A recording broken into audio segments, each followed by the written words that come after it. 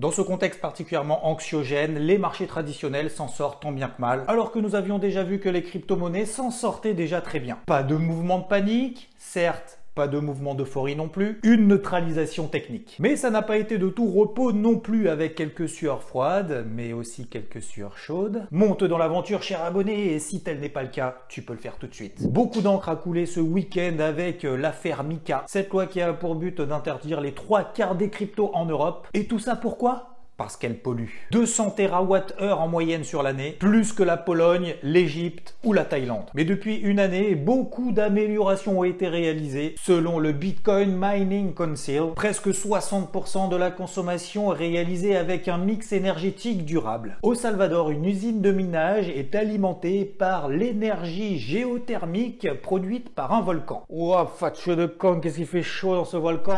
On peut pas faire l'électricité avec la sueur là parce que j'ai accepté la mutation. On m'a dit ouais, t'inquiète pas, tu vas pas être dépaysé au mois d'août à l'Estagnol et tout, il fait plus chaud. Mon vieux. Tiens, rapport Mesari. Oui, le Bitcoin, c'est le mal de la planète. Voici ses émissions carbone par rapport aux autres industries de la planète. Et alors? Et toi, tu pollues pas avec tes vidéos YouTube là? Mais t'es qui toi? Qui je suis moi? Je suis Sherman.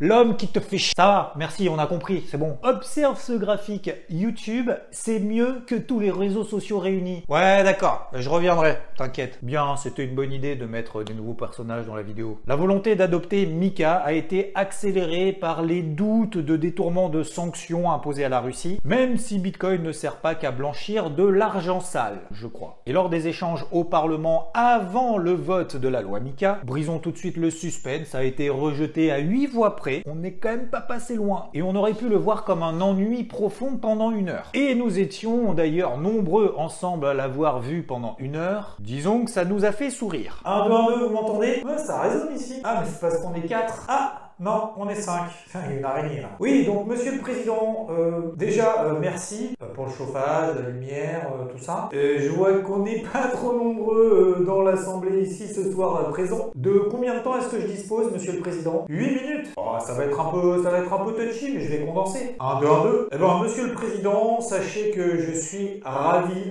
de participer à ce vote et à cet échange, ce débat collectif à 4 donc. Que moi et l'ensemble de mon équipe, nous avons travaillé dur comme fer pendant des jours, pendant des semaines, pendant des mois, que nous avons beaucoup réfléchi à toute cette situation de loi Mika et c'était vraiment pour nous très important que tout ce qui concerne la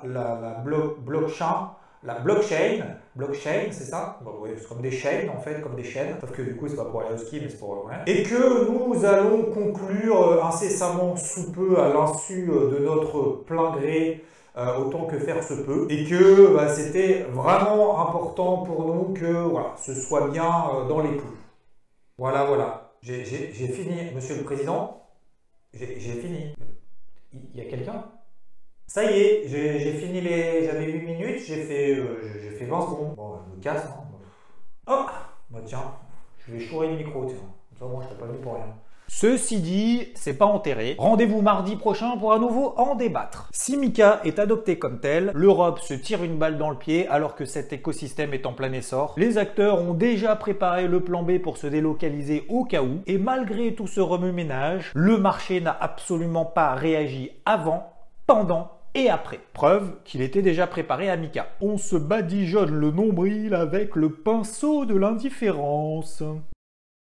Pendant ce temps-là, aux États-Unis, le dernier décret du président Joe Biden appelle à une coordination pour que les régulateurs travaillent ensemble afin d'alimenter un cadre clair et cohérent. Et ce pour la réglementation des cryptos, plutôt que tout le monde soit engagé dans des flux de travail disparates. Voilà Joe, moi je dis c'est ça qu'on veut. Et même ambition de familiariser les banques avec cet écosystème. Tu veux de la crypto? Bah passe par un système bancaire traditionnel. Et d'après une enquête 2022, ça sort tout juste du four. four. Ouais, autant être dans le four, je m'en occupe hein, si ça sort du four. Hein. Un Américain sur 5 détient une crypto, avec surtout une grosse partie de millennials,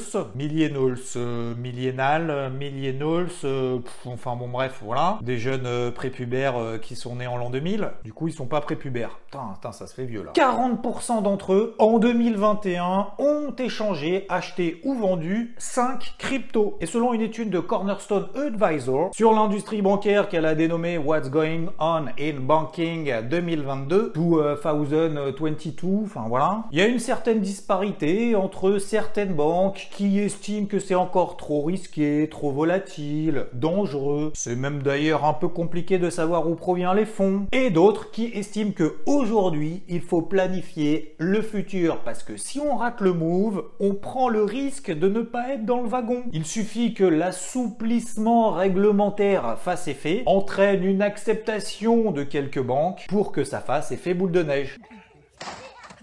HSBC, elle, même pas peur, se lance dans le métaverse en achetant une parcelle dans le monde virtuel de The Sandbox. Et c'est pas la seule. 200 partenaires ont déjà rejoint l'aventure dans ce monde virtuel. Et concernant les NFT, même si l'emballement commence à se tasser, Mark Zuckerberg a annoncé que les NFT allaient bien débarquer sur Instagram, même si pour le moment on n'a pas la date exacte, avec une croissance du secteur qui se passe de commentaires. Le marché des cryptos, depuis 2 mois, semble complètement endormi. Coincé dans ces 2 bornes de range, ici sur la capitalisation totale, reflété sur le Bitcoin entre 35 000 et 45 000 $. En attendant qu'on sorte de cette situation complètement bloquée, on essaie encore et encore de privilégier des achats proches de la borne basse de ces ranges, en allégeant progressivement sur des rebonds, et de faire de la performance avec cette faible volatilité et ces va-et-vient incessants. Attention à ne pas faire la girouette à la moindre variation, comme on l'a connu dans la nuit de mardi à mercredi par exemple. Oh, à 3 h du mat. Waouh, elle est belle ma courbe. Ouais, c'est parti. Oh non, mais en fait, j'ai plus envie. Vive accélération haussière rapidement avortée liée à la news en provenance de la Chine qui annonce s'engager à soutenir les marchés en ajoutant gérer les risques pour les promoteurs immobiliers. Qui veut une injection de liquidité? Evergrande?